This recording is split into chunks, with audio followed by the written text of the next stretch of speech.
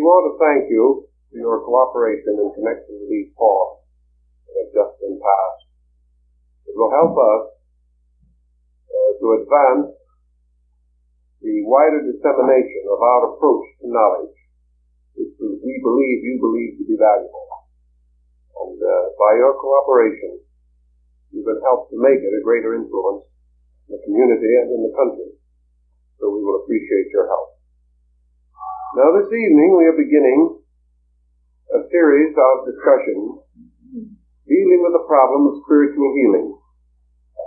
And as these discussions must form together a basic instruction, it is necessary to develop our theme as completely as the time will permit by dividing it into 5 sections or levels of material.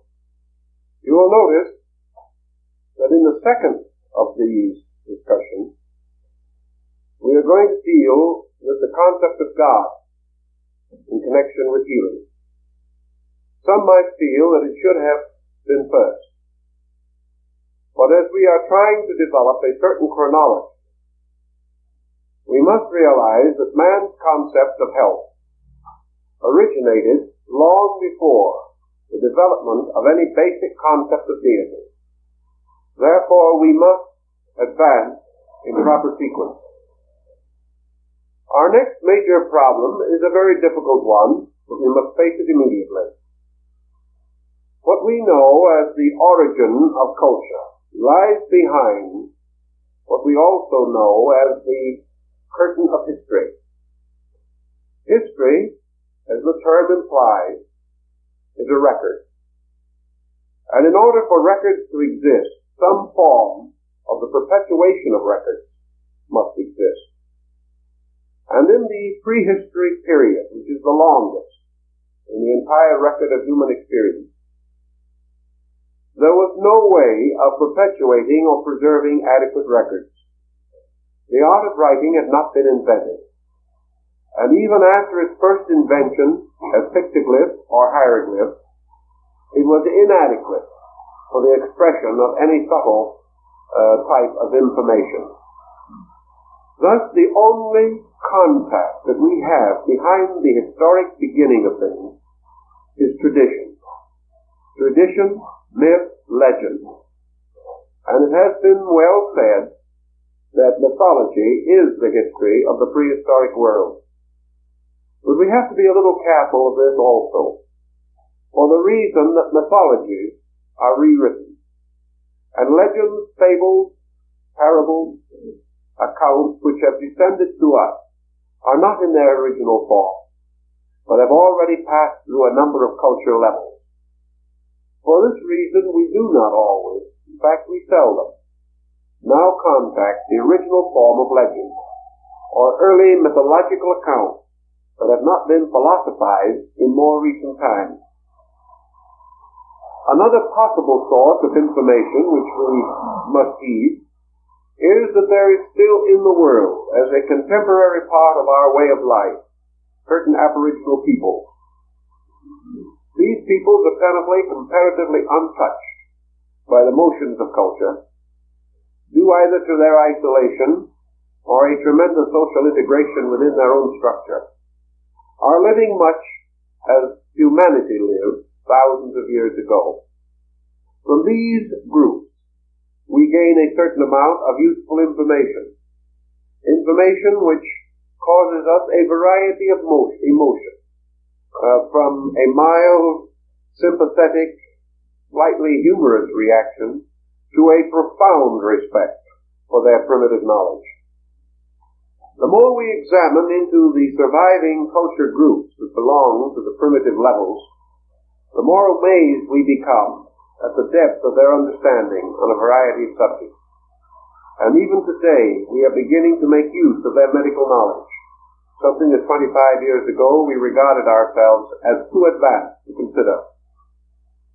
So from primitive peoples, as they now survive, we realize there's a long, traditional report concerning healing. We also assume from the condition of the healing art at the time of the beginning of history, that is, relating to the first available historical record, that healing was long advanced before men had invented writing, or had any organized scientific knowledge as we term it today. You know, we so often come upon interesting and complex mysteries as we go backward in the history of mankind. We find so many things had noble beginnings, and then languish in their middle parts or times for great periods of history, were then revived, and finally came to a new maturity.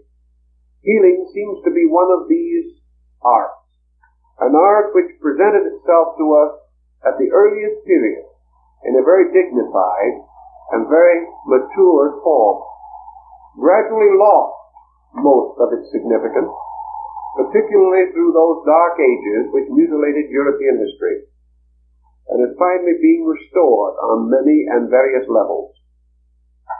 These things we have to take into consideration. We have to summarize them briefly, but this then is the point we want to make, namely, that our knowledge of healing, both spiritual and on the level of physical therapy, our knowledge of healing emerges from behind the dark curtain of prehistory.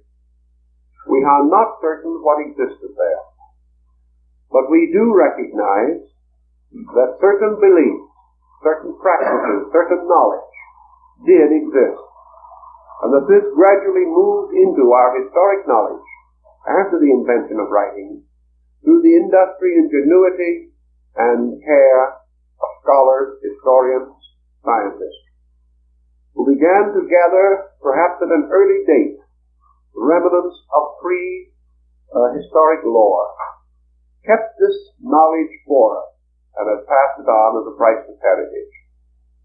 Now, on the level of physical health, we must also have a passing thought for the condition of health in ancient times. There are a great many confusions of thinking on this level, but recognizing the general available knowledge that we have on numerous subjects, supported by such evidence, much of it circumstantial, granted, as we can attain or accumulate. We must recognize that at the beginning of human life, man lived very close to the animal state. We do not assume in our thinking that man was ever actually an animal, but we believe that he did pass through an aboriginal condition in which perhaps even the most able scientists could not have distinguished the animal from the human. Yet the humanity in man was present, or it could never have developed, whereas it did not develop in the animal kingdom. One notable thing about animals in their native condition is that they are for the most part well. Sickness is comparatively rare among animals. Naturalists with whom I have spent a lot of time discussing this problem point out that there are two ways of looking at this. The animal kingdom is healthy for several reasons. First, because it has no mind. That it does not have the kind of intelligence which would permit it to become hopelessly enslaved to rapid remedies, quick cure-alls, and has never developed an overwhelming reliance upon aspirin. The animal kingdom, therefore, has never had fads. It has never attempted to live contrary to law, which is the important thing. Perhaps we will look with certain pity upon animals because they could not make up their own minds.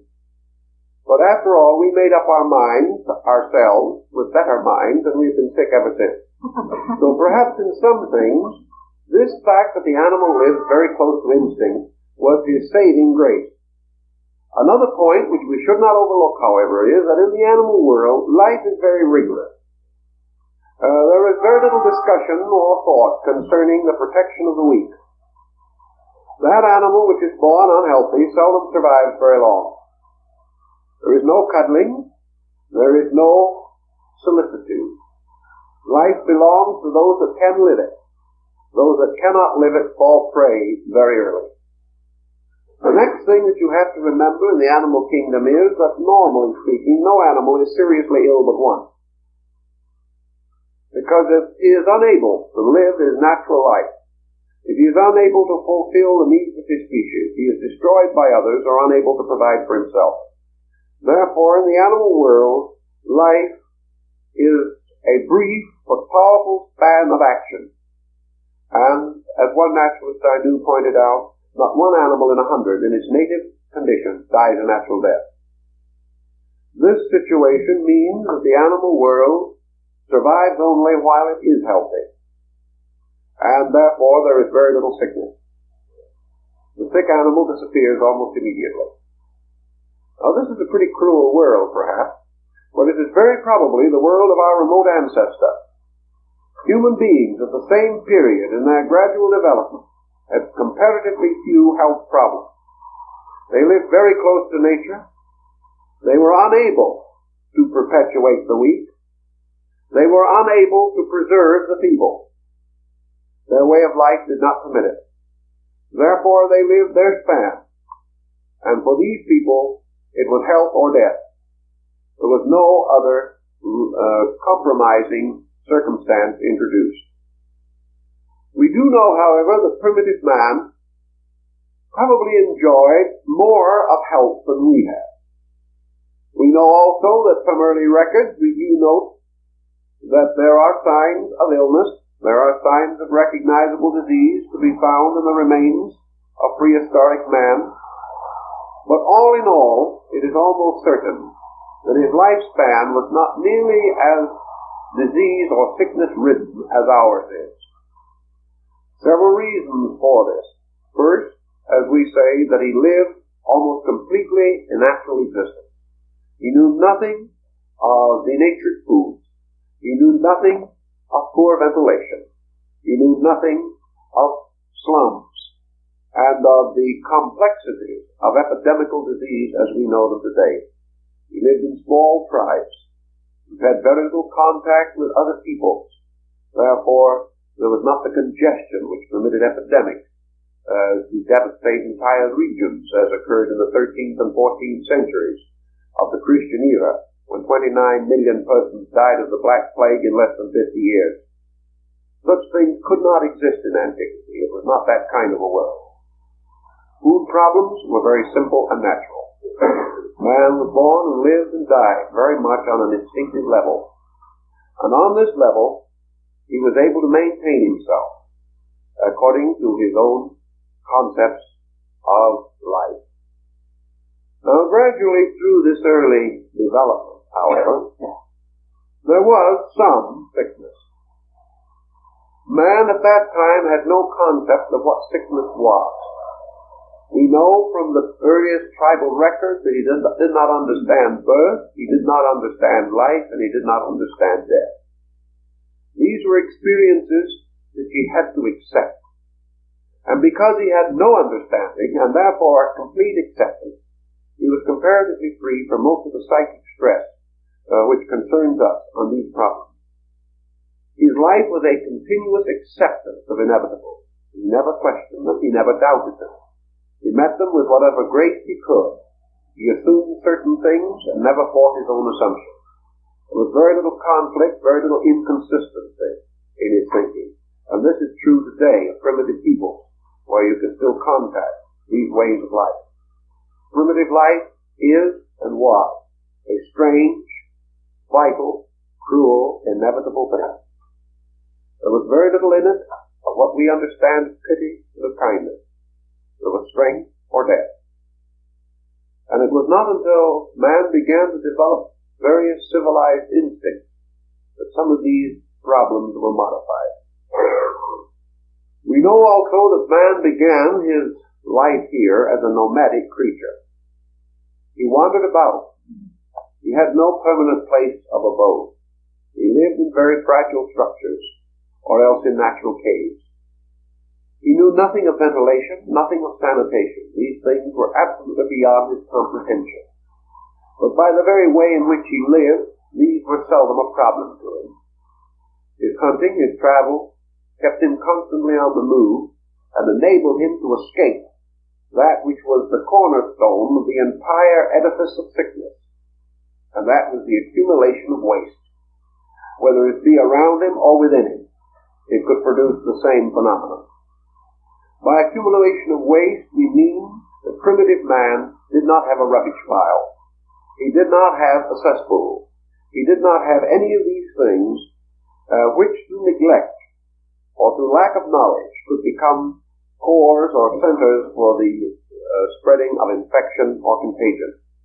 In other words, he moved away from his own refuge. He moved away from those things which might have endangered his life.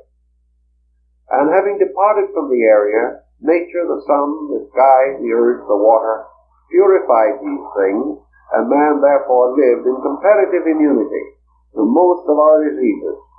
For we know that the great cycle of sickness began when men built communities. Community was the beginning of sickness.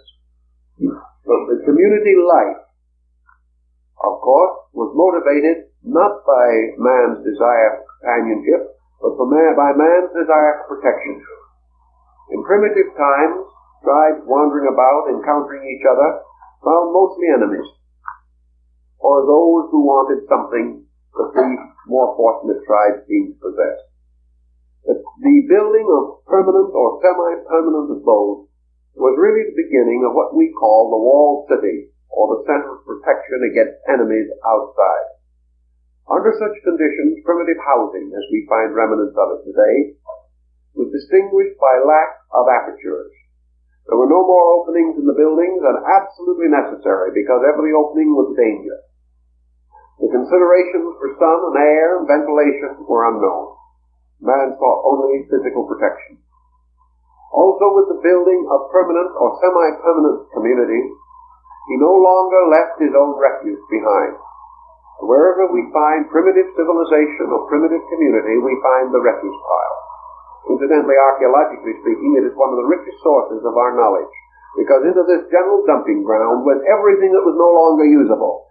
The broken pots, the old vessels, the clay fragments, the broken images, everything was stacked there along with the refuse and the bones of the dead and the bones of animals, and whatever human refuse there was all heaped together, gradually forming a mountain almost.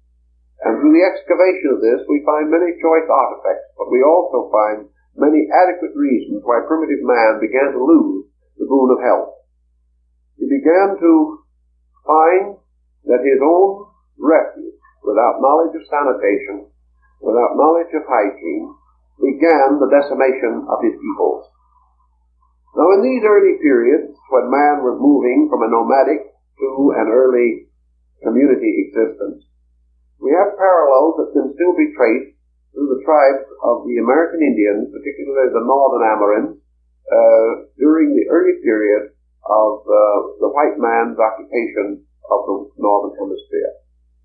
We find, for example, that our Plains Indians were far more healthy, more vigorous, more aggressive than those who finally became village Indians. And the Plain Indian had his own complete government, his own way of life, and we must assume that he carried this from antiquity because it was certainly part of his legendary and his lore from time immemorial.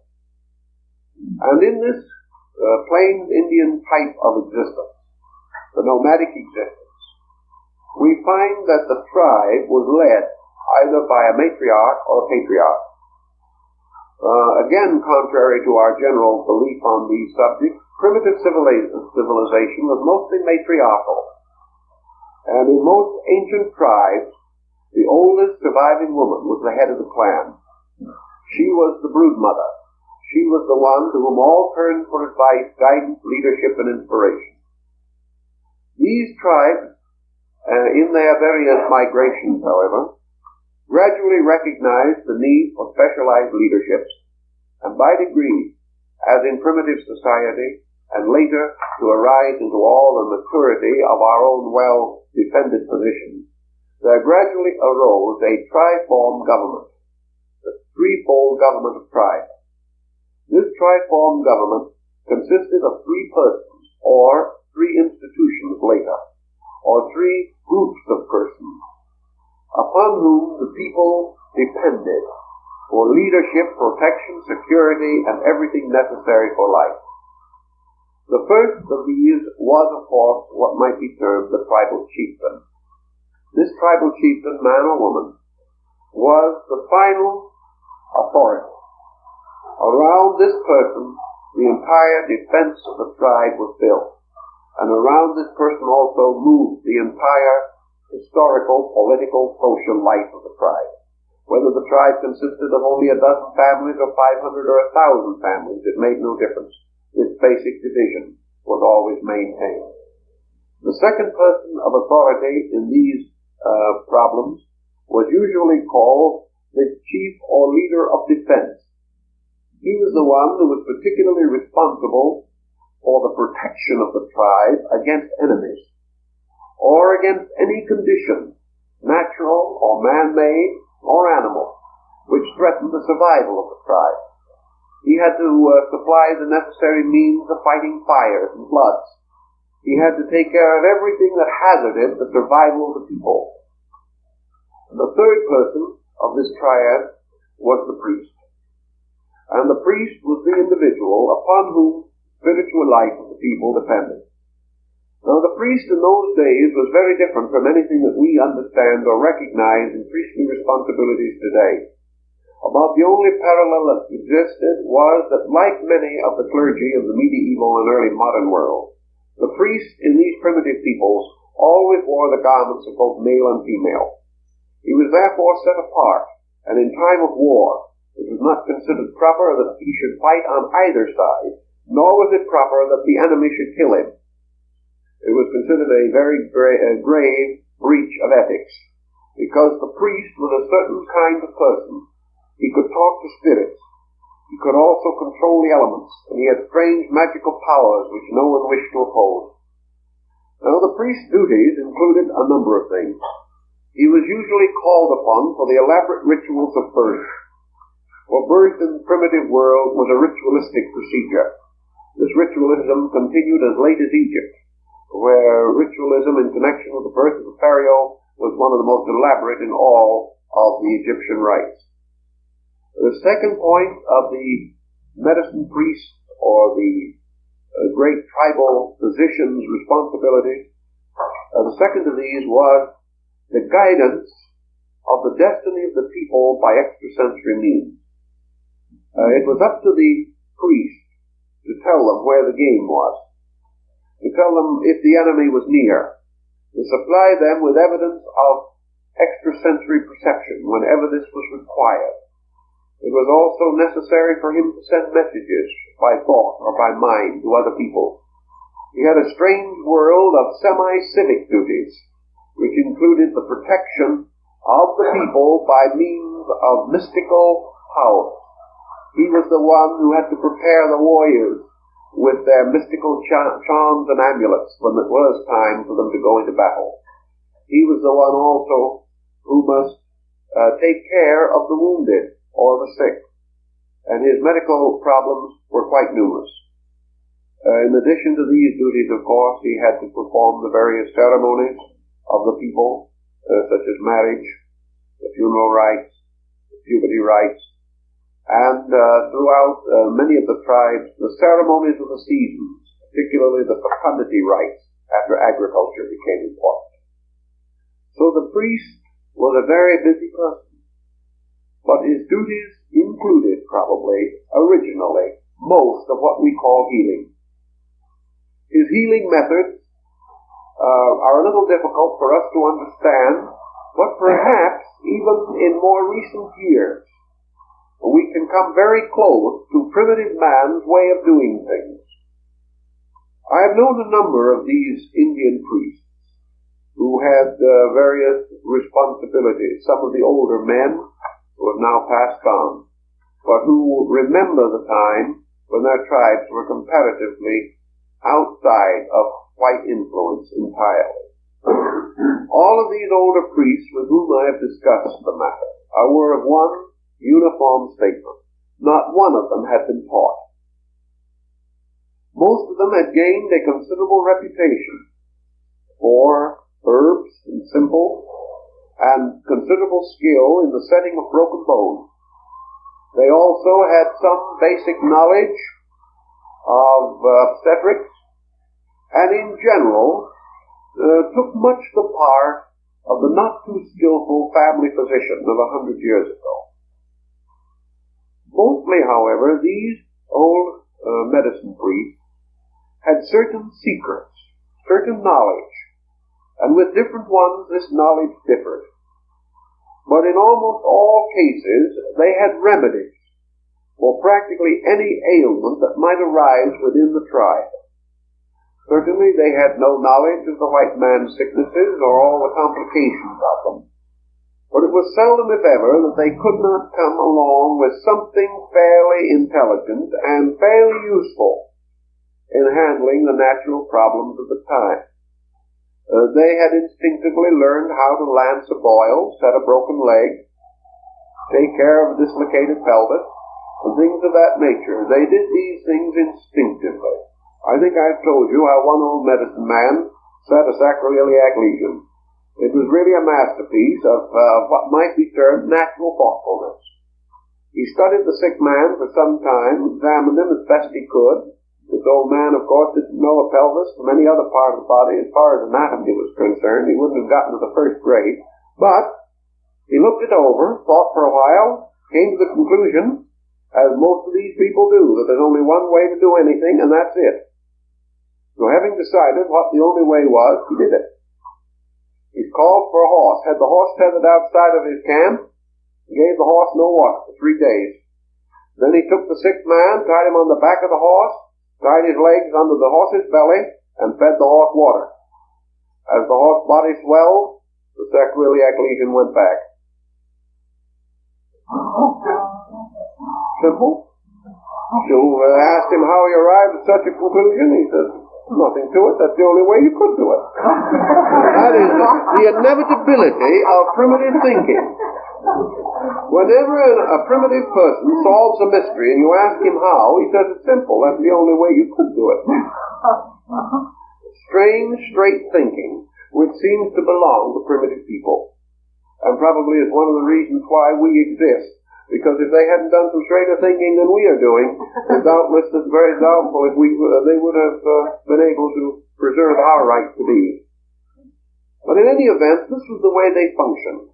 I talked to one of these old men. He was typical of many. I said, where did you learn your medical secrets? He said, we all learn them the same way. Through prayer. Through prayer and vigil. These old medicine priests, living away from all humanity except their tribe, and many times not called until some previous healer had died or been killed, therefore with no chance for schooling. They are all called by one thing, and I think that this perhaps is something that we should remember all through the problem of healing. This old man who spoke no English, probably 90 years old, he said, the medicine priest is no one who wants to be a medicine priest, because it's a thankless job from the beginning. The only reason anyone is a medicine priest is because he is called. Well, who called him? God. He is called. From his childhood, perhaps, he has felt this urge within him. So when he went out to fast and do his vigil, as all young men must do in the tribe, he received visions of his life, of his work, of the thing he was to do. And if in his visions and his dreams he was taken to the great medicine lodge in the sky, and he talked to the old and the true ones, and each of them gave him a great secret of the healing art, then he knew that he was dedicated, and they all put their hands on his head, and they blessed him. They told him that his life was set aside to the service of his people. From that time on, nothing in the world could change him from that course. He had been called. He had been selected. And when great problems of health arose among his people, he would always go out, light his little fire, smoke his calumet to the four corners of the sky, put his little prayer plume into the air, fast and pray. And in the night and in the vigil, the remedies would come. and he would be told to go out and pick a certain shrub, or he would be told to gather certain grasses, and he would do what he was told to do, and the sick got well. That was the secret of his medicine. And in all probability, that is the story of primitive medicine. That is how it all began. It began in some ancient time when men looking upon suffering saw that it was not good, and in their own instinct sought a solution. And some of these ancient ones undoubtedly felt the call to find an answer, and they asked the spirits to give them an answer. They listened and they heard. Perhaps they were instinctively influenced by the habits of animals around them, because animals have a simple pharmacopoeia of their own. They go out and eat certain grasses when they're sick, or they fast when they're not well. They do what they can. Primitive man perhaps observed these things. But most of primitive medicine seems to have been purely a mystical or psychical revelation. And whether you find it among the Votans of the West Indies, or the voodoo doctors of Africa, or the Western Indians of Alaska, or the shaman of Mongolia, you find always the same story. The medicines come in visions and in dreams. They come to those who earnestly desire to help others who suffer. And those called to these particular tasks were set apart, and they became priests. And these priests asked for help and intuitively sought the answer. And through instinct or intuition, they gradually discovered remedies. Now it is quite obvious and probable that as these remedies were used, others observed them, and gradually a knowledge sprang up. Perhaps after the medicine man was gone, others who were not of this particular creed continued his remedies. Anyway, gradually a knowledge of remedies increased, and with it also a gradually unfolding order of priests who began to transmit knowledge on these subjects to their descendants, or to selected disciples, or to serious young persons who seemed to have this bent or this desire. You will also realize, of course, that during this entire period, economics had not reared its ugly head. There was no problem whatever as to who was to pay the medicine man. He never got paid. He didn't expect to be paid. It was his service just as much as the other man who went out and hunted and got food for the tribe. The tribal life did not recognize any need for compensation. Everyone worked because work was necessary for survival. Each made his own contribution according to his own consciousness. These problems, of course, did not make the priestly occupation a particularly glamorous one. And as we realize how these old medicine priests had to live with little communities of 25 or 50 families through long lives, working with these people, we realize that they must have built up a great reputation for honesty and integrity and ability, or they could not have held the respect and admiration of these people with whom they lived in constant, intimate contact. So out of the primitive world comes the beginning of healing, probably, as we know it. And that was a beginning of intuition, of men reaching out to the grasses and to the herbs and to the simple things around them for answers. And we know that at a comparatively ancient time also, human beings began to speculate a little bit about some of these things. And in the ancient pharmacopoeia, something arose that was rather interesting and had quite a prominent place in healing, namely the resemblance between certain plants and certain parts of the human body. They believed very definitely that the plant that had a leaf that looked like a hand would probably be good for injuries to the hand. And they found a little herb called toothwort that looked like a human tooth, and it was an early remedy for toothache. They tried to find something that looked like the affected part. And in this way, they believed that nature had supplied remedies under these symbolic forms. And quite an elaborate theory of medicine developed upon this particular premise. So we find now, at a comparatively early time, medicine dividing into two essential branches. One might be considered the beginning of materia medica. That is, the beginnings of surgery, the lancing of boils, removal of weapons and things of that nature. the beginnings of the physical theory of diagnosis and treatment through herbs and simples, the gradual unfoldment of a therapy based upon man's increasing knowledge of remedial agencies. Parallel to this, probably older, and certainly more universally disseminated in ancient times, was what might be termed complete religious healing. During these primitive periods, as we have said, man did not believe in God. That is, he had no adequate concept of any supreme being. He was not psychologically capable of experiencing a supreme anything. Therefore, he did not believe that disease was sent by God. This was a comparatively late innovation. Actually, I have talked about this problem with some rather primitive peoples in northern Asia. And I've asked them, they had quite elaborate pantheons of demons and divinities and so on. And I asked one of them, I said, do you think that the God, your God, sends sickness as punishment for sin? The man thought for a minute and said, no. He said, we don't believe in those kinds of gods. We don't believe that a good God would ever hurt anybody for any reason. Therefore, we cannot believe that a good God could be a cause of pain. This caused another primitive people, whenever anyone got sick, was to make offerings to evil spirits. They never made any offerings to good spirits for any reason, although they believed in them. They said the good spirits didn't need offerings; they would always be good anyway. But you might give a little something now and then to an evil spirit, because perhaps his disposition might not be quite as optimistic. Primitive people had this attitude. It was part of the same directness with which so much of their thinking was involved. They had very little time for what we call superstitions. They had perhaps simple ones of their own, but they never got as complicated as ours have become. Actually, primitive man was inclined to consider the causes of sickness to lie in the violation of the taboos.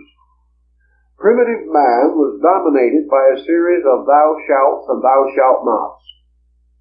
And as was long the case in moral history, the thou shalt nots predominated.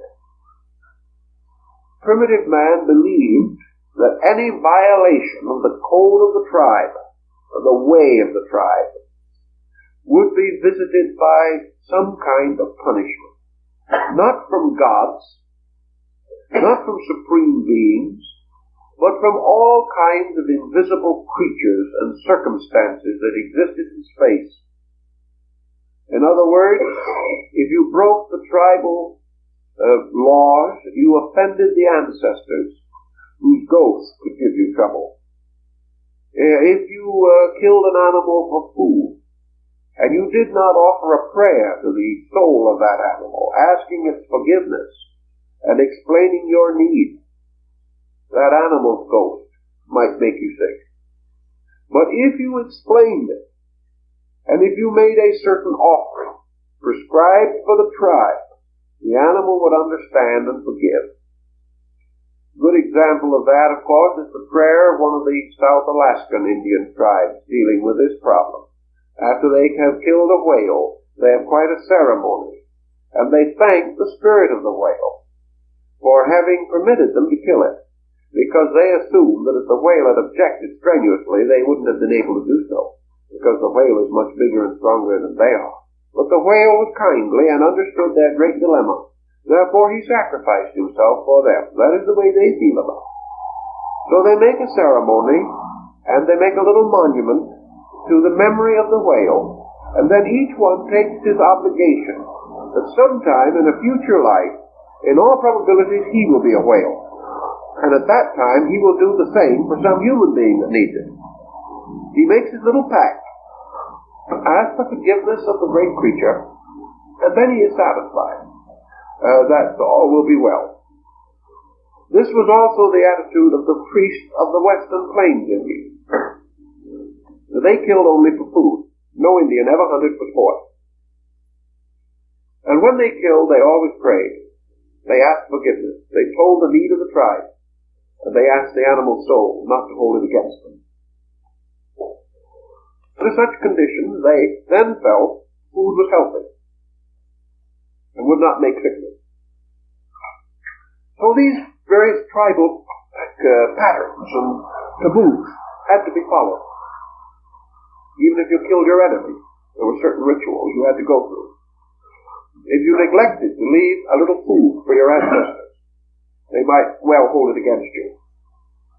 So sickness was the result of offending spirits. Not a great spirit, but these spirits.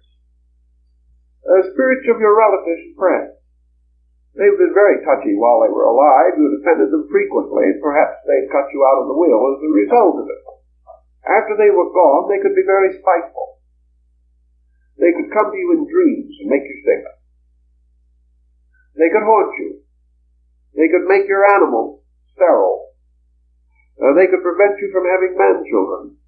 They could do all kinds of things if they hated you. And primitive man lived in a world of fear, in which hate was all too common. The only thing he could do, therefore, was to make sure that he kept all these little rules, these little laws, by which he would give no other individual, no other ghost, no other spirit, no other animal soul, any reason to hate him. And out of this came another very interesting thing. So many of these old rules and taboos have been preserved to this time because in some mysterious way they prove themselves. Not perhaps on the level of primitive man's thinking, but there were certain things that he learned, particularly, for instance, in the care of food. Those little rituals that he had to go through sometimes resulted in the proper ripening of the food so that it was more suitable to his needs. Also, his use of tithing, the keeping of the 10% of the seed for future harvesting, and all that. All these things were proved on other grounds as time went on, and many of these rules were shown to have a validity, although the explanation was not what was originally suspected.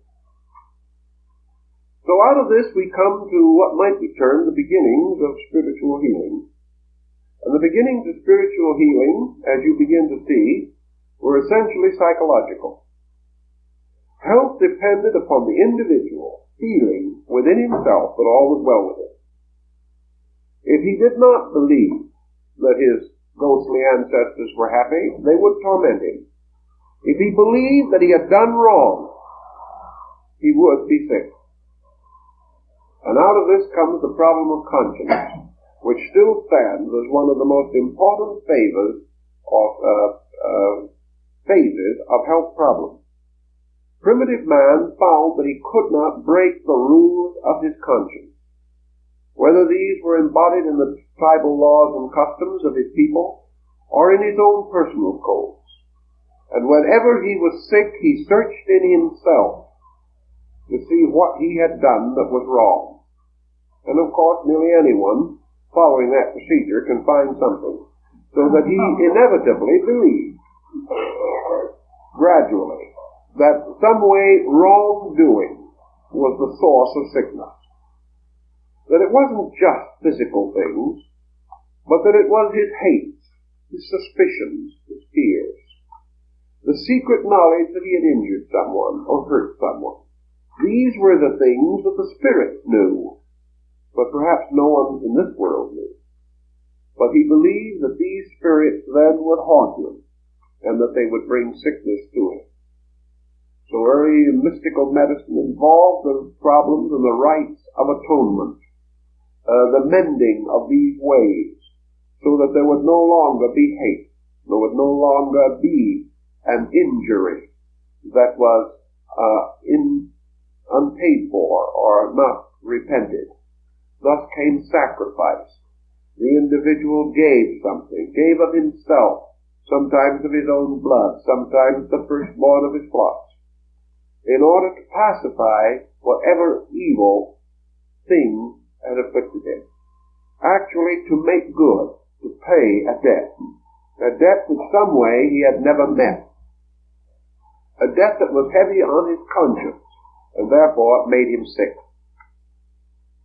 Even in these early times, and among primitive peoples today, there is a real basic understanding, which I have heard expressed by many primitive therapists, that bad thoughts make men sick.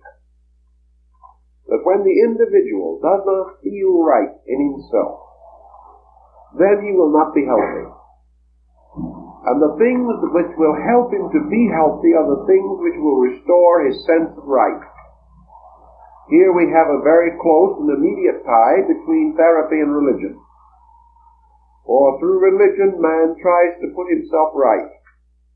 He tries to overcome or correct such ills or evils in himself as might cause him to doubt that he deserves to be happy and deserves to be healthy. Thus in antiquity, probably the greatest single cause of sickness for primitive man prior to the development of the permanent community was simply fear. And whether we like to acknowledge it today or not, probably it is one of the greatest causes that have survived to us. Certainly primitive man had many things to fear within the world of his own understanding, but modern man with a greater understanding has still more to fear. And as our fears become more complicated, as our anxieties become more pressing, and our securities less secure, we gradually experience almost the same kind of emotional distress that seemingly marks the beginning of the history of the healing arts. Always fear. Fear of pain, fear of the unknown, fear of the injury that we have done, fear of our own conscience, a fear of the secret which we have within ourselves, which hurts us. These things were the background of a variety of ailments, and it is because of this tremendous preponderance of such types of ailments that your primitive witch doctor, your primitive medicine man, your juju doctor in Africa, all of these people have extraordinary therapeutic power, simply because on their own levels and in their own way, they solve fear for someone. They help the individual to recover from this strange, bleak interior uncertainty, which has certainly always contributed heavily to the misfortunes of mankind. Now the next stage through which our healing arts, and particularly our religious healing arts, descend, is in the gradual emergence of what might be termed family guilds. In ancient society, the family gradually emerged as a unit. The tribe gradually became a group of families, and these families had a life within the tribe. And to these families gradually came priorities in certain fields of activity. From the practice of the primitive man, the primitive medicine man, of going out and having direct visions only, the rise of a gradually integrating society resulted in the emergence of families dedicated to the healing arts, with secrets that were perpetuated from father to son. And the most important of these families that we have in the ancient Greek history of medicine was the Asclepius, the great family claiming to descend from Asclepius, the god of healing. This deity is mentioned by Homer, and by some is believed to have been a person. To others, it was an embodiment or personification of the great healing arts of antiquity. Prior to the Homeric period in Greece, we have very little authentic record of Greek culture. But I think at this point we should, for instance, pause again and begin to study the dissemination of certain knowledge. By the time of the rise of this great family in Greece, perhaps somewhere in the 10th or 12th century before the Christian era, perhaps a little earlier, A survey will indicate that what we call healing had advanced widely and rapidly in many other areas. It was already strongly established in China, where comparatively advanced methods of knowledge can be found. Amazingly, it was well developed on the Western Hemisphere, although we know very little about it, except by an occasional excavation. We know that in Peru and in other areas, even in some of the more remote parts of Ecuador, very excellent dental inlays of precious stones have been found. We know also that at least 3,000 or 4,000 BC, brain surgery had been successfully performed. We know that at a comparatively early date, later than this, however, that the Maharaja of Boa in India had a tumor removed from his brain by two physicians, who made a complete incision through the skull, removed the tumor, and the Maharaja recovered. This was long before we would have any belief in such practices having gained any general notoriety or success. Very fine sets of surgical instruments have been found in ancient Britain and Gaul, indicating that the Druids had a highly advanced knowledge of medicine.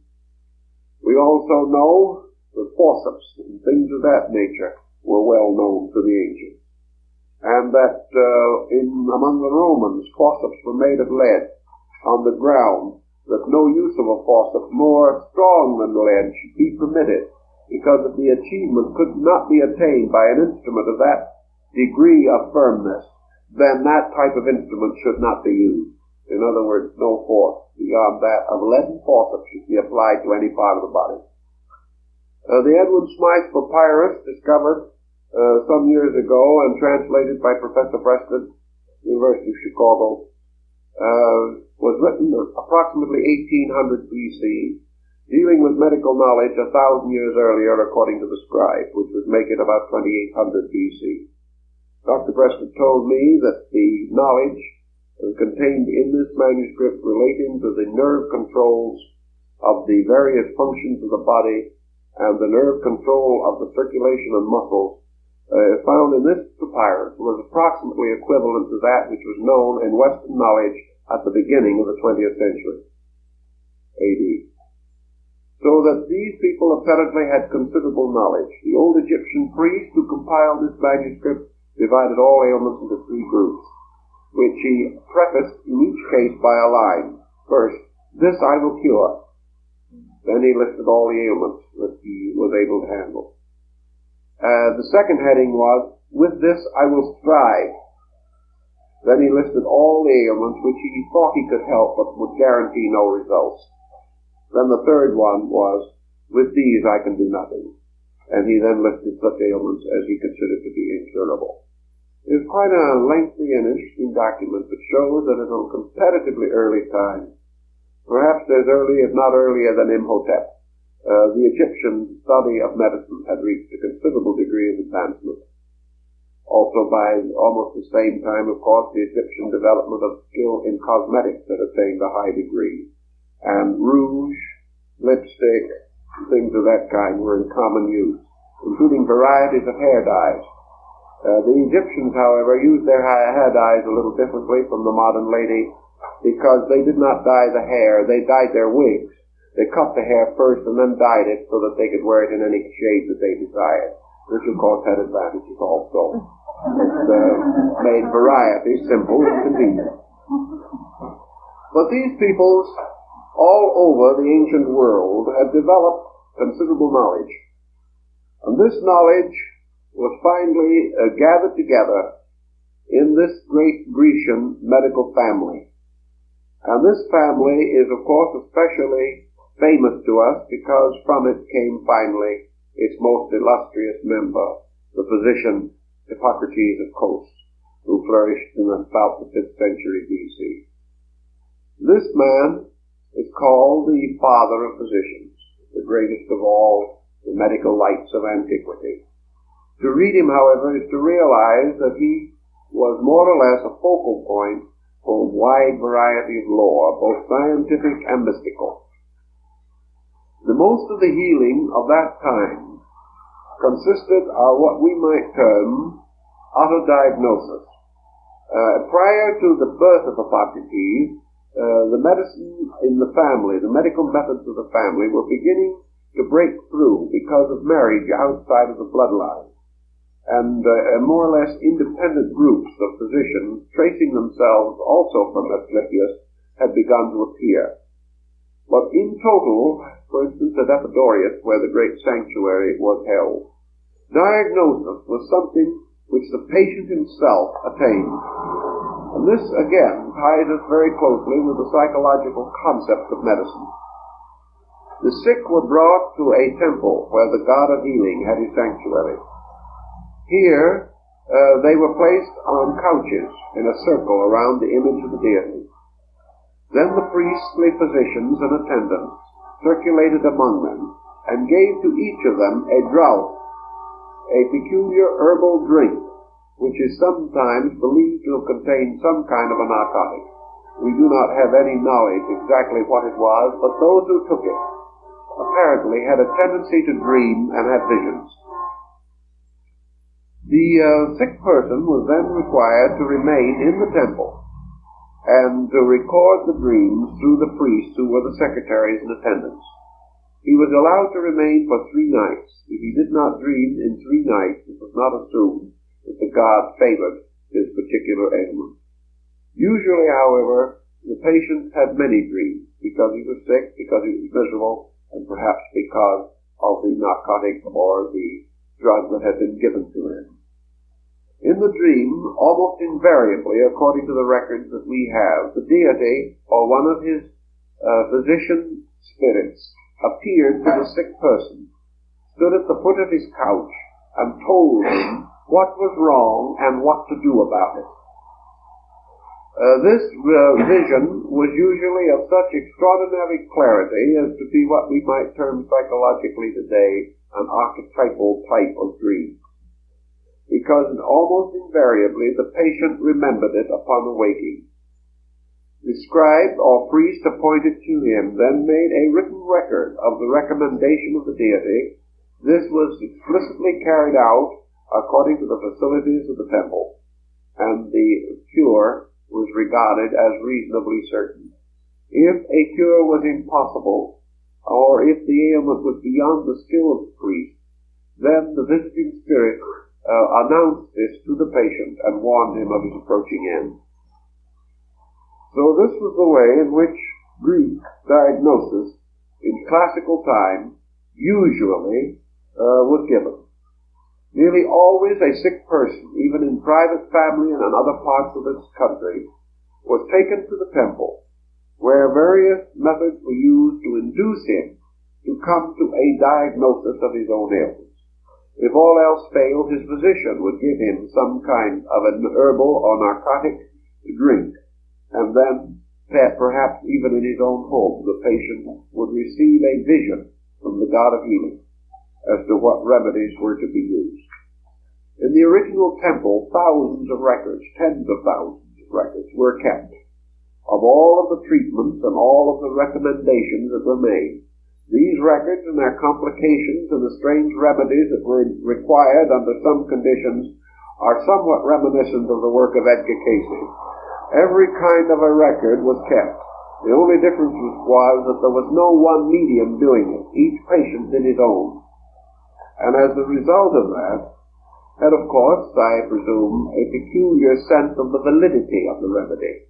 He received it directly from the deity.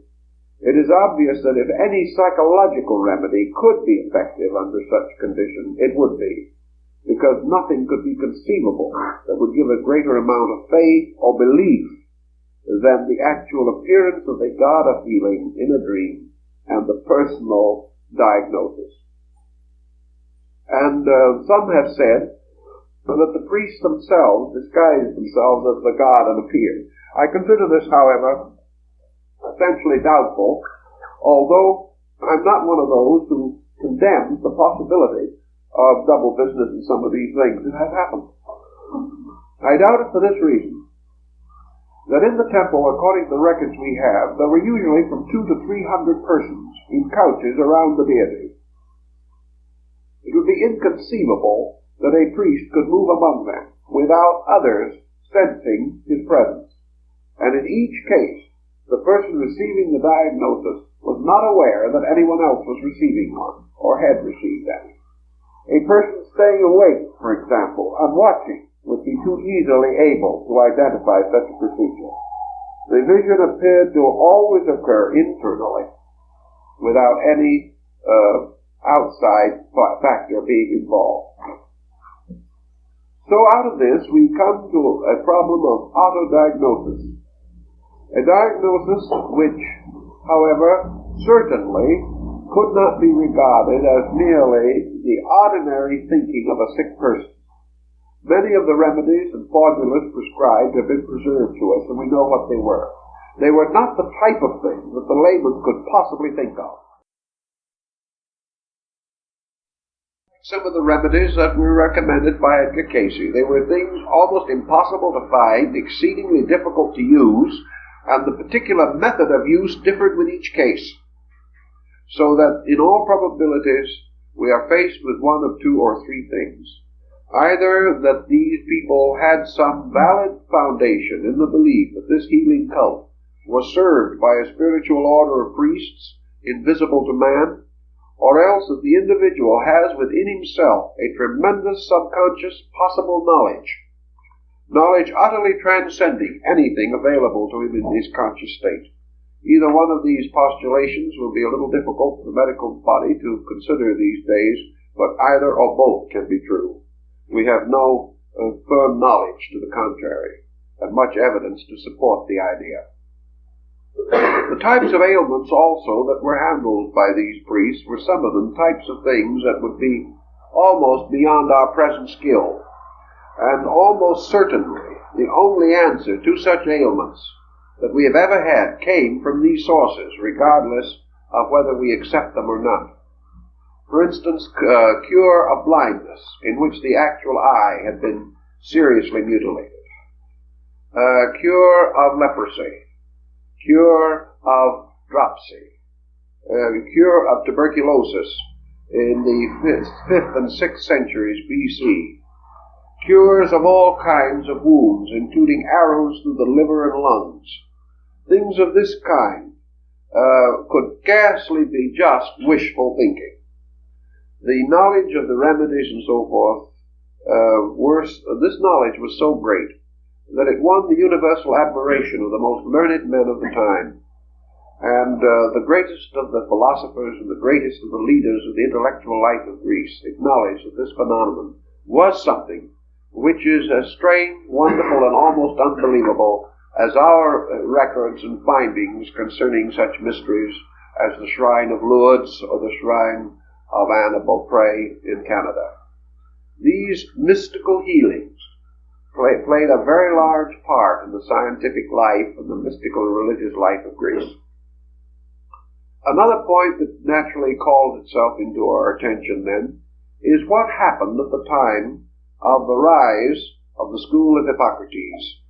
He was a descendant of this venerable order. He had available to him all the case histories that were found on the votive tablets in the great temple hospital. He was the one who first settled down to contemplate the orderly integration of such knowledge as had gradually emerged. From the great Hippocratic oath, we are forced, against popular opinion, to realize that he was a man of great religious intensity as well as scientific skill.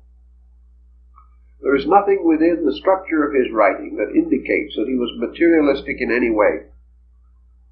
What he was, however, was a shrewd observer and the creator of the beginning of what we call the clinical technique of prognosis and diagnosis. By the clinical technique, Hippocrates began to observe the developments of diseases. He began to study the symptoms and the cycles through which these symptoms passed. He began to develop a method of telling approximately the duration of an ailment by its symptoms, and to identify these ailments, and to know which ones would respond generally to certain remedies, which would ultimately cure themselves, whether they received medication or not, and which ones, even though beginning with slight symptoms, would almost certainly end with fatality. By degrees, Hippocrates classified these, mostly through observation. He also began to classify the use of remedies in the treatment of these diseases. And by degrees, he developed his clinical theory, a theory in which he recorded for posterity the first orderly observations of the sick. Observations based upon an entirely physical approach to disease, although the approach itself was dedicated to the gods. This development may more or less bring us down to what we would commonly term therapy as we know it. Therapy arising from observation, experimentation, and tradition. Therapy rooted in practices of long ago, refined and enlarged and expanded. Therapy developing through the continual gathering of new data, through the observation of the reaction of the sick to the various remedies and ministrations which they received, and the experimental technique of developing specific remedies and passing them through laboratory tests prior to their general use among the sick. These all rose gradually and inevitably out of the work of Hippocrates, and therefore he is entitled to all the honors that have been given to him in this field. Now, at the same time that Hippocrates was more or less deviating from the older theories of therapy, spiritual healing was changing its appearance to a considerable degree. In Greece, particularly in the earlier period, the fate of religious healing moved slowly from the temple to the schools of the philosophers and scholars. Perhaps one of the outstanding leaders in this circle of activity was Pythagoras of Samos. Pythagoras was the first, perhaps, to make the clear axiomatic statement that ignorance is sickness, that all sickness arises from ignorance, and that therefore the individual who is without learning cannot, in our world, have good health. Pythagoras then went into considerable care as to what was ignorance, pointing out that ignorance was not lack of schooling. Ignorance was lack of understanding. An individual might be highly schooled and highly literate and still be ignorant. And he was ignorant unless he recognized that there existed within himself a superior nature, the health of which was the foundation of his material health. In other words, that the healthy body must be the shrine of a healthy soul. That nearly all the infirmities of the body arise in the soul. And these arise as the result of the soul lacking that which is necessary for its comfort and security. And the things which the soul lacks are those things which only learning in its truest sense can bestow. For what nutrition is to the body, learning is to the soul. Therefore, a soul grounded in positive and constructive ideals, healthy within its own nature, naturally reposing in hope, strong in faith, and quick to good works, a soul solidly established in the reality and truth of principles, would under normal conditions be most likely to enjoy acceptable health in the material world. Thus, sickness not only arises from the contamination of the body, but the failure of the soul to lead the body. And therefore, that which lacks this dynamic directive of soul power will fall into bad habits, fall into wrong attitudes, fall into excess, and set about those causes and actions which will ultimately bring sickness to the body. Philosophy, therefore, had its own concept of medicine. And this concept of medicine, again, was not directly religious, any more than philosophy was directly religious. Yet it had powerful ethical religious overtones. Pythagoras and Plato did not teach that the gods wanted men to be well, or that they visited men with sickness because they were evil. These philosophers believed that men caused their own indispositions by their own conduct. Therefore, that the individual who wished to be well, or wished to enjoy physical, emotional, mental health, must earn it through a way of life which is commensurate with the path of virtue, proper and normal to man. However, Pythagoras and Plato had already begun to recognize something that was to play later a large part in medicine and in healing, and that is that sickness is very largely due to obstruction of circulation. But whereas today we think of this obstruction merely as physical, the Greeks believed that the principal obstruction was that between the soul and the body, and that when the soul failed to be able to communicate with the body adequately, to control and direct the processes of the body, then sickness would be inevitable. And what we call a pediment of energy or devitalization was not due merely to the failure of physical function, but the failure of the person behind the body, the being which inhabits it, and which for one reason or another lost confidence in life. Thus the Greeks came up with another theory that is a little reminiscent of the primitive concept of fear. Only for fear now, they supported the idea of ignorance, because they believed that ignorance was more ancient and more basic even than fear, because fear arose from ignorance. An individual who was wise could not be afraid of anything. There might be things that would give him pause. There might be reasons why he would be thoughtful.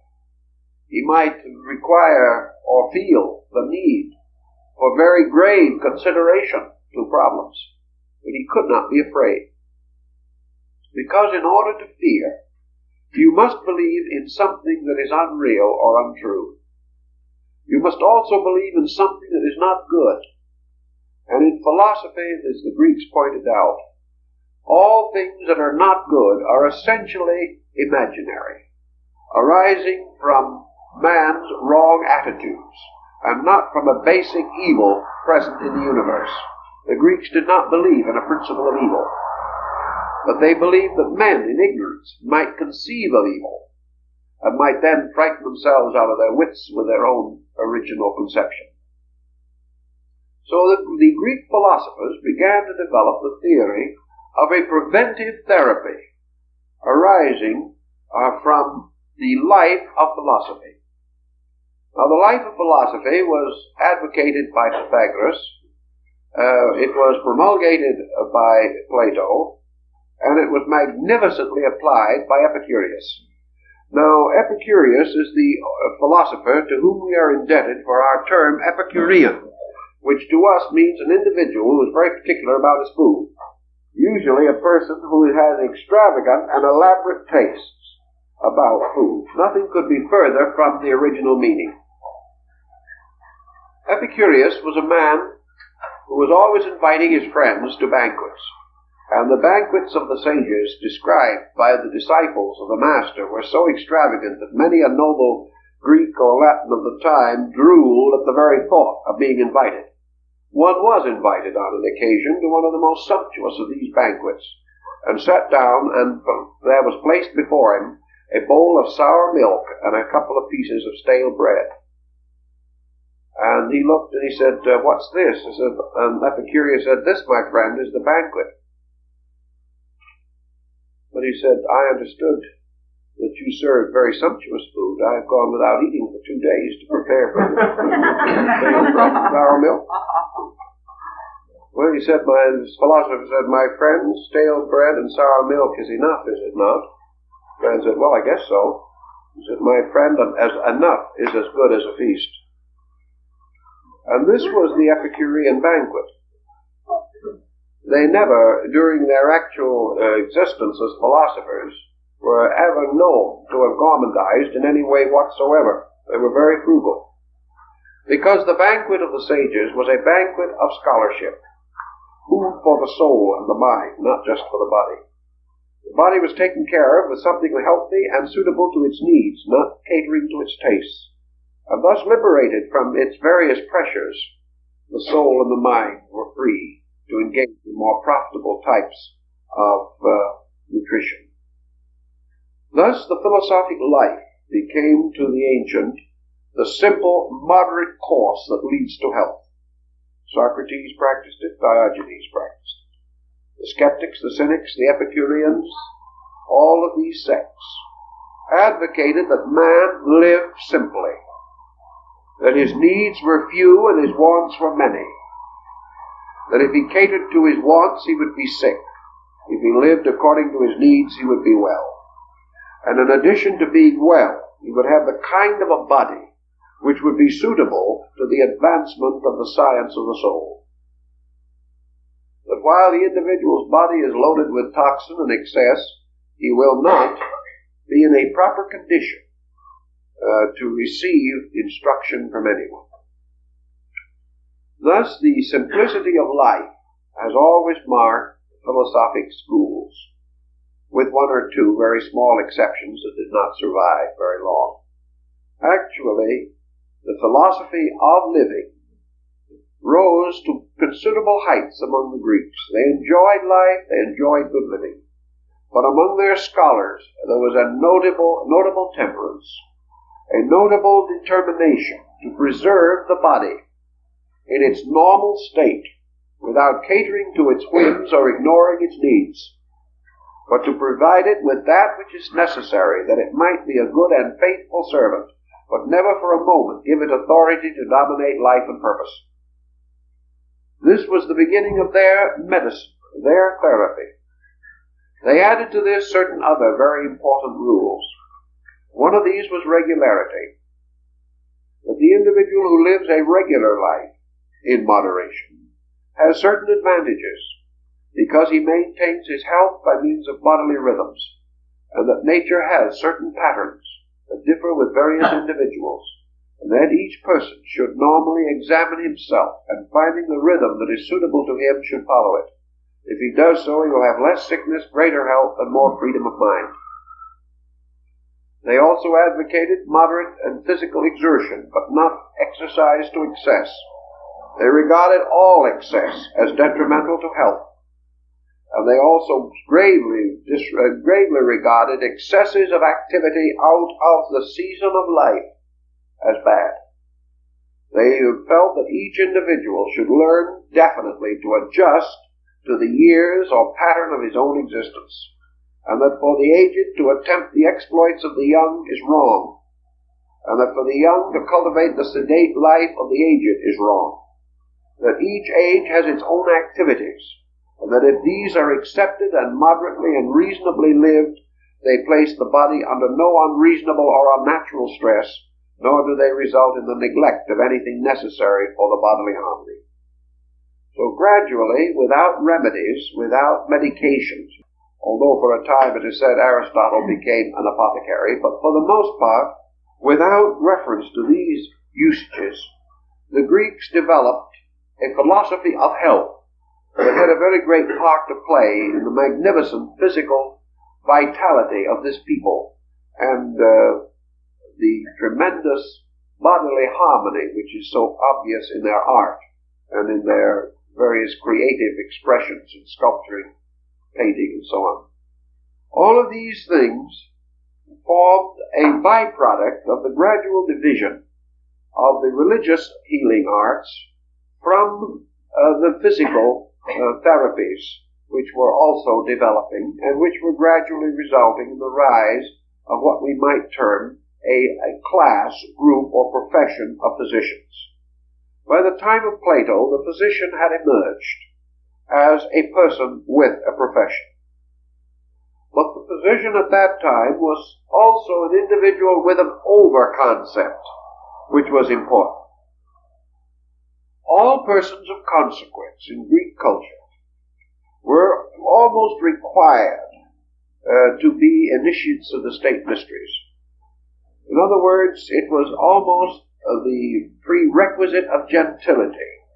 Unless you had some contact with these great institutions, you were not regarded as having received the full citizenship of the Greek state.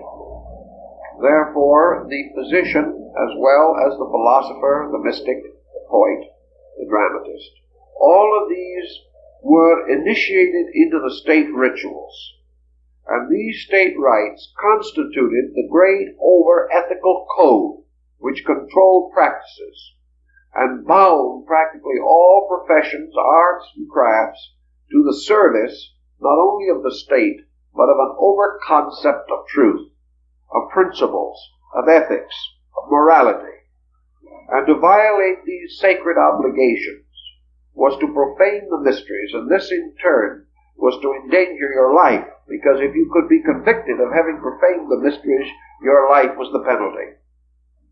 This maintained a certain level of ethical function and caused all classes, whether they were priests or physicians or lawyers or whatever they might be, to have a common ground in an over-concept of integrities. This was important and is one of the reasons why, of course, the Hippocratic Oath has descended as the great religious binding document. And it is not a particularly happy sign to find it becoming generally neglected in our recent days.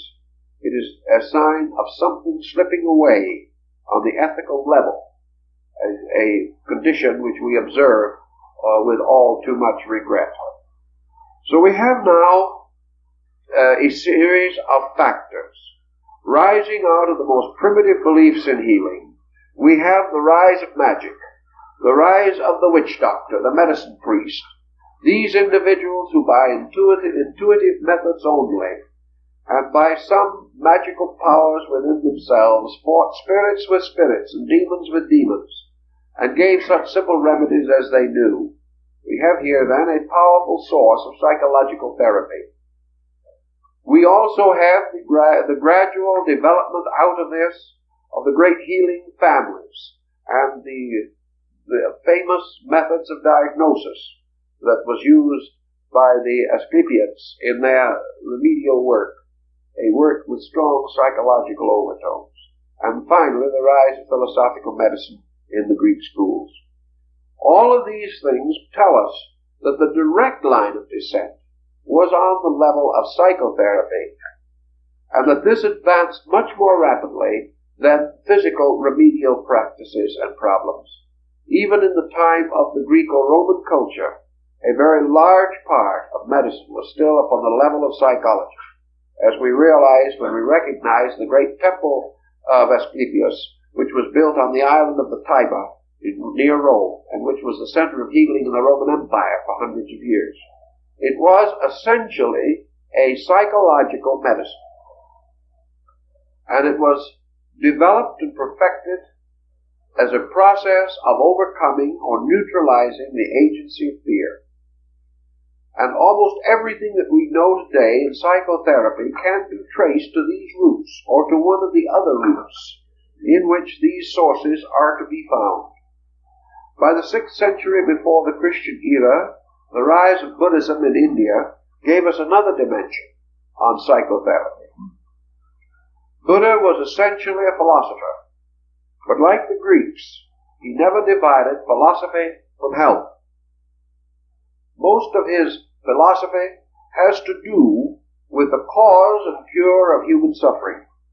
And this involves not only man's spiritual life, his moral, intellectual life, but also his physical compensations. And Buddha was the greatest exponent in Asia of the same doctrine that Pythagoras and Plato had expounded or did expound in Asia Minor and Eastern Europe, namely that ignorance is the great killer. That ignorance is the source of nearly all of the dangers and troubles that affect man. And that while ignorance remains, the physician will grow rich, because there is no solution in the terms of preventive therapy, and that is the only one that will ever actually solve anything. Unless in terms of early Buddhism, man outgrows disease, outgrows sickness by outgrowing his own ignorance. That the individual who lives according to the rules of life and never breaks them, and has sufficient understanding to know these rules, which is the really difficult part of it, must inevitably, ultimately, achieve the karmic condition of freedom from sickness. That sickness is an effect, the cause of which to man is unknown. But this cause must exist, and this cause lies in ignorance. Ignorance concerning some law or some principle that man violates. Now, sickness, contrary to common thinking, is not a disgrace. Now, a few days ago, I was in New York, and while I was in New York, I called at a hospital to see someone who is in the last stages of a very unhappy health condition. This person was really not nearly so worried about the fact that transition was near, as they were worried about the fact that other people would think they were ignorant because they were sick. Now, that is a peculiar situation to find. They were more embarrassed by their own sickness than they were at the prospect of a reasonably immediate departure from this theater of activity. This is very wrong, for the simple reason that human beings are not perfect, and they're not going to be in the near future. When a very great scholar and philosopher and sage came to Buddha 2,500 years ago and told the master of his troubles, including sickness, Buddha looked at him very kindly and gently and said, "My brother, this you must endure." And that is, for most people, the problem that has to be faced. Until the world, until the individual, until consciousness in man is much stronger than it is now, he is not going to be able to overcome all forms of sickness. Nor should he regard them as any more of a disgrace than any other limitation which the imperfect creature inevitably manifests. The only problem that confronts him is the effort to gradually understand enough to free himself, step by step, from as many infirmities as possible, with the full understanding that as his wisdom grows and as his understanding grows, he will have greater skill and greater ability. But these things must grow. He is not going to suddenly wake up and find himself impervious to all the ills that flesh is heir to. And he does not need to expect that he will. Because long before he can attain to such a condition, he must simply have transcended such limitations in himself as permit him any incontinence of consciousness. And long before he will reach that happy end, he must be beyond practically every limitation or excess of human attitudes. But man can work toward these things, fully realizing that the more he cooperates and the more consistently he lives a therapeutic pattern, the fewer his infirmities will be, and the larger the probabilities of his escaping those most common difficulties which afflict persons most thoughtless. So instead of feeling badly about all these things, it is rather that we recognize that man has within him not only the power of health, but he has sense perceptions that he knows nothing about, or very little. He has faculties and powers that he has never tried. He has abilities and propensities of which he has no conscious awareness. These will all come in due time, and health will come in due time. The only thing the individual can do is to try to grow, to try to unfold the rules of the game of life, in this way slowly but surely overcoming the difficulties within himself, which make him sick more often than he should be, even at his present stage of evolution. Thus thoughtfulness and care and the reorganization of life may reduce his infirmities 50-60% if he is able and willing to make the necessary adjustments in himself. But as with most everything that we work with on a philosophical or psychological level, the worst way to approach any problem is head-on. The individual who stands around and saying, "This I will do to be well," will probably stay sick. In the first place, he is much too conscious of the problem. He is much too one-pointed. He does not realize that sickness is a part of a total personality. That there is no one attitude he can hold. There is no one fault he can correct that will guarantee him immunity from anything. Actually, the health that he seeks is the result of a total growth, a gradual but inevitable improvement of his entire nature.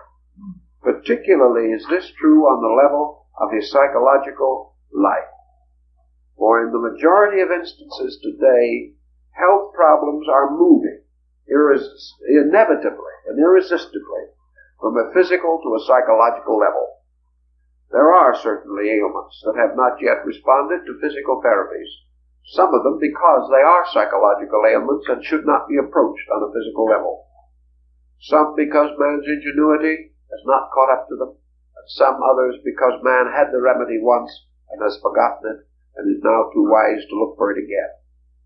All these problems have their parts to play, but factually, for the most part, the great increasing health problem of our people rests in the excess, the pressure, the tension, which is afflicting the internal life of the individual, the lack of stabilities, the lack of values, the simple blank reoccurrence of fear, a fear which is permissible in the primitive but scarcely distinguished in us, a fear for which enlightenment is the great remedy. This was Buddha's position, namely that the individual who is wise has faith. Where there is faith, there cannot be fear. Where there is fear, there cannot be faith. And where there is ignorance, there cannot be faith. These things have to pass through their proper stages of growth and unfoldment in man. But from the beginning, we realize that the witch doctor and the priest and the medicine man, the shaman, these ancient peoples brought primitive man through the desert wilderness of the prehistoric world, and he survived. He survived because of the simplicity of his life. He survived because of the intensity of his convictions and because of his tremendous faith in the power of mental or spiritual or magical healing. These factors were so real to him that apparently in those ancient times they wrought their own miracles, and men came through. But gradually the time came when these strong foundations were lost, and from the gradual collapse of the Greek methods of healing and the introduction of medicine into the Roman Empire, and from that till the fall of the Roman Empire and into the Dark Ages, and through what we call the medieval world, until the redawn of enlightenment after the Renaissance, through all those dark centuries, man forgot nearly everything that he had learned. He forgot the wisdom of his primitive ancestors. He forgot the classical knowledge of Greece and of Egypt. He lost contact with Asia. Practically everything that had been important to his cultural growth died. And with that came a great blanket of superstition. And in that superstition came the bubonic plague, the complete ignorance of hygiene and sanitation, with herds of swine driven through the streets of Florence to scavenge the streets and then the swine killed and eaten.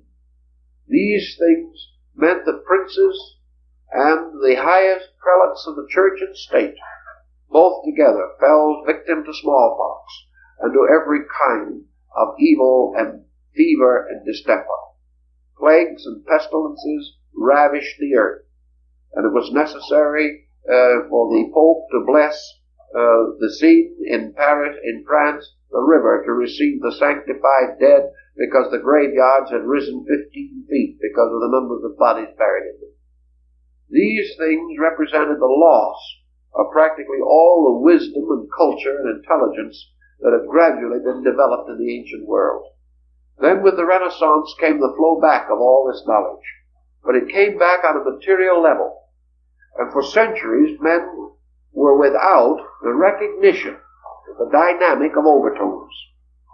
They were no longer aware of the tremendous psychological medicine, the great foundations of men's healing power being seated in the power of mind and the power of consciousness and the power of conscience. These three tremendous forces which have heralded and brought together, matured and enriched, help to preserve man from the inside, and thus protect him against these evils which afflict him from without. As most sickness now comes from the inside rather than the outside, it must be treated from within. And the individual will ultimately learn that he must be his own physician. But until he learns that, and until he is able to achieve that end, he must make use of and take advantage of those who are specially skilled and equipped in these matters.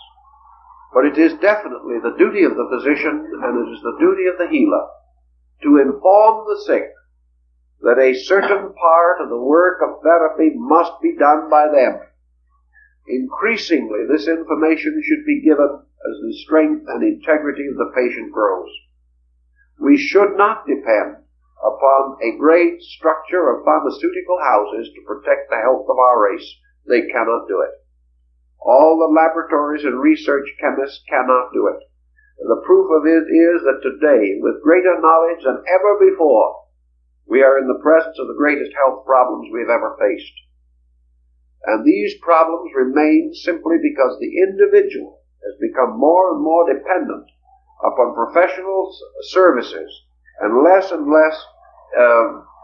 able to appreciate and understand that his own growth, his own unfoldment, his own intelligence, and his own spiritual integrity must lead him to health. Primitive man knew this in a strange, dark way. He couldn't explain how he knew it, but he did it. Man today explains how it can be done, but he doesn't do it. The primitive man had the courage to do. Modern man has the timidity only to talk. He is unable to make these dynamic adjustments within himself. Yet for lack of these adjustments, he has never been able to solve the mystery of sickness. The concept that we hold today, that we are intended to suffer and die, is not a solid concept. It is true that undoubtedly this period of existence which we call physical has its beginnings and its natural ends. But during the period of man's existence in this world, he has every reason to believe that he can earn a temperate and comparatively comfortable physical existence, and that he can so live that his transition, when the time comes, will be comparatively easy. Anything else represents broken laws, broken principles, and ignorance. And this ignorance, in most instances, does not arise from man not having the knowledge, but from man not accepting it, not considering it. Primitive man suffered because he did not know. Modern man suffers because he does not do what he does know, does not act in conformity with the understanding and intelligence that he has. So we recognize this gradual unfoldment down through the ages of a scientific concept and a philosophic concept based essentially not upon the interposition of deity, not upon God as the physician or as the cause of sickness. Neither through compensation for merit on a religious level nor punishment for religious sin was this concept originally developed. It moves later into that development, But in its beginning, it was a very simple and factual thing. So simple that modern man can hardly accept it. And that was the simple statement that we find so far scattered through philosophy, namely, that life and happiness result from obedience, death from disobedience. That some way we are disobeying. And what are we disobeying? We are disobeying the laws of health. And what are the laws of health as far as they relate to this problem of disobedience? The laws of health include, for example, the simple, basic feelings and ideas and the attitudes that we all know are right. One of the great problems in health, for example, is selfishness. Selfishness exerts a kind of force. And these modes and moods of man take on psychosomatic significance. The selfish individual is constantly interfering with his own assimilation. He is also interfering with the rhythm of the digestive processes. The individual who is egocentric is building a wall between himself and universal energy. For the moment he places himself in the center of the universe, he places his source of life in himself, which is its weakest point as far as vitality is concerned. Arrogance, egotism, self-centeredness cut off man's circulation of universal energy. They lock him. They lock him and gradually build tension, because the moment the individual takes a selfish position, takes an arrogant position, takes a possessive attitude, or becomes involved in greed, or in envy, or of jealousy, or of a bad temper, he is creating a definite tension within his physical life. He is upsetting biochemistry, for biochemistry is suspended from psychochemical processes. The moment he departs from law and order in his own living, he is bidding to be sick. The moment tension takes the place of normal relaxation, he is heading into physical trouble. You will say, when you say this, however, people will say, how can I help being tense? How can I help worrying? How can I help being afraid? Here things are all going at 6s and 7s, and you tell me not to worry. If you had my troubles, you'd be worrying but quick. Everyone assumes, therefore, that the only reason why we do not sympathize with their infirmities is because we have not had as much of pain as they have had. Yet perhaps the person they're talking to has had more real trouble than they have ever known. You cannot help these things as long as you remain precisely what you are now. As long as you're just the size to fit a worry into, you will keep on worrying. As long as your entire structure is magnificently adjusted to a temper fit, you will have one. As long as you as a person continues to look at life exactly as you look at it now, you will have precisely the problems you have now. That involves not only health, but any other problem that may, at the moment, be plaguing you. What you call happiness will be interludes between disasters. As long as you continue to remain precisely on the level of your present existence. The only way we can get out of anything is to outgrow it. And the simple way to get out of sickness for man is to gradually outgrow it. And because it requires a tremendous series of adjustments, no one expects it to be done immediately. But 10% additional growth will give 10% additional energy, vitality, life, and health. And that in turn can make life much more than 10% better. It is a problem of the individual recognizing that all of this psychic stress arises distinctly and definitely from the lack of internal security. He is not as big as his problem. He is not as big as his own need. he is not able to find security in the core of his own consciousness. And this is because he has not developed and matured his internal life. He has been willing to live on the outside and struggle with acidosis. He will have this struggle because acidosis arises from his own psychic acidity.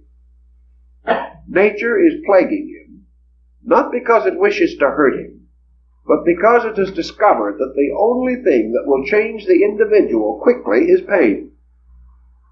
You can reason with him forever and he will do nothing. But if he develops a mysterious ache, he will do something, and as rapidly as possible.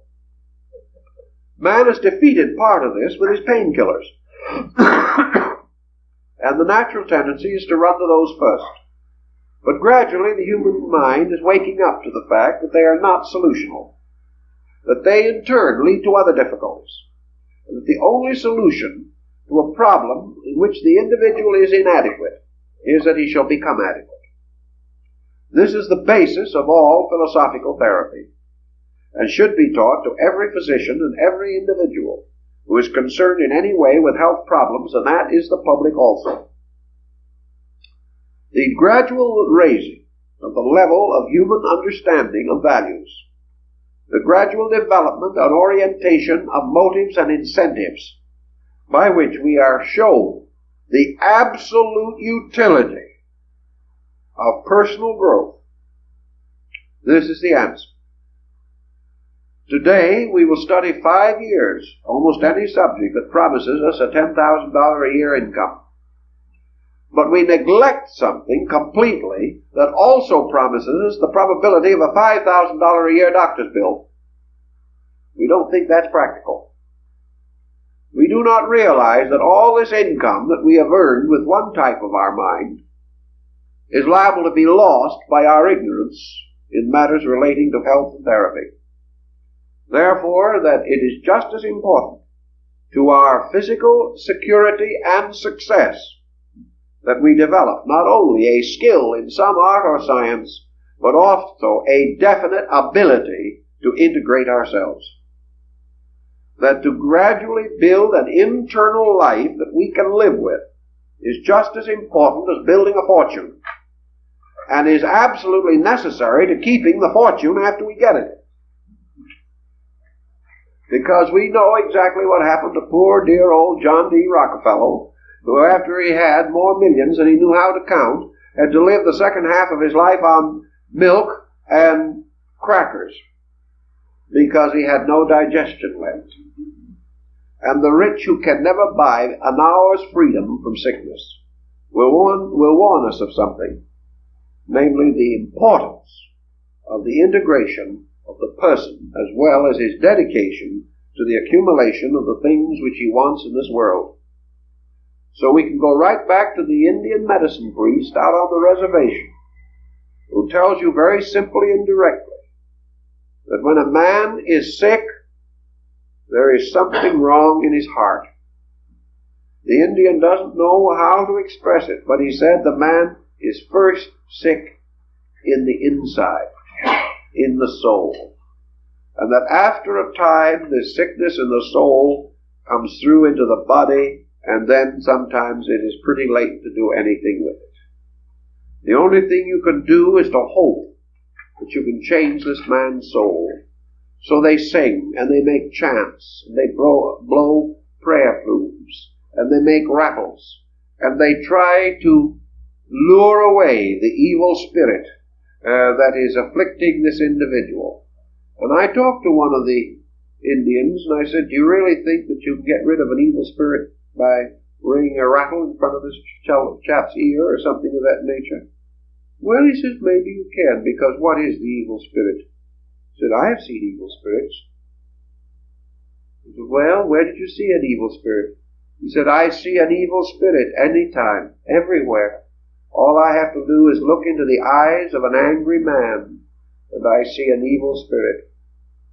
And I see something that will destroy that man if he does not get rid of that spirit. And the Indian's very wise.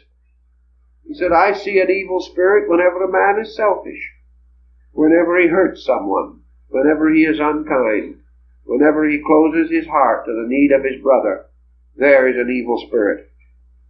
They said with prayer, perhaps we can make that spirit repent its way. But this old Indian wasn't talking about some spirit that was going to disappear in the air.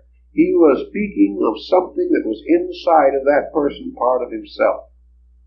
And this old Indian knew that these evil spirits are not things that you can exorcise and cause to depart and enter into a herd of swine or something of that nature. That they are spirits of ourselves, evils within us that hurt and destroy. But he said sometimes pain makes people get well from those evil spirits. Sometimes prayer. And sometimes faith. Sometimes when they know that all their loved ones are praying for their recovery. Something happens and they become good people. Then they get well. Very simple. So simple we just can't even bother with it.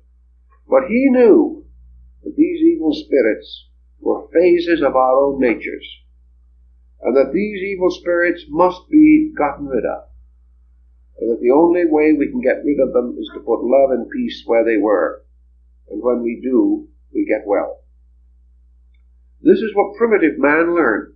This is what we have forgotten. And yet much of it is very simple and very useful.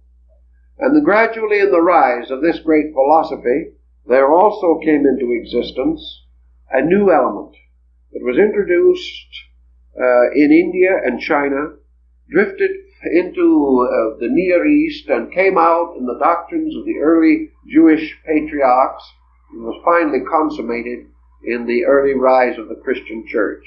And that was the concept of God the physician, of God and the healing power of God, and the admonition of Jesus to go forth and heal the sick in the name of God, and the mystery of healing through faith in God and through the mysterious power of religious conversion gradually gained importance in the beginnings of the Christian era and for a few centuries prior to that time, and continued to have a tremendous part to play up through the Middle Ages and the beginning of the period we call the Reformation. So our next discussion is in the East and West and in other parts of the world, but wherever the concept of God and health has resulted in the rise of a therapy based upon theological structure rather than philosophical structure. That will be the subject of our discussion a week from this evening.